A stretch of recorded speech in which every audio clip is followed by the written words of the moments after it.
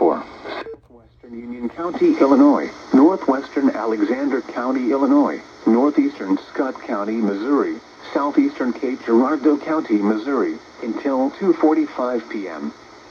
At 1:55 p.m., a severe thunderstorm was located near Cape Girardeau, moving southeast at 15 miles per hour.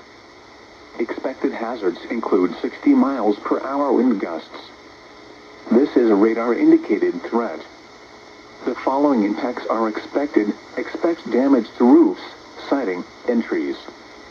Locations impacted include Cape Girardeau, Jackson, Scott City, Trail of Tears State Park, Thames, Kelso, Gordonville, Dutchtown, Cape Girardeau Airport, Olive Branch, Thebes, Commerce, and East Cape Girardeau. This includes Interstate 55 between mile markers 83 and 104.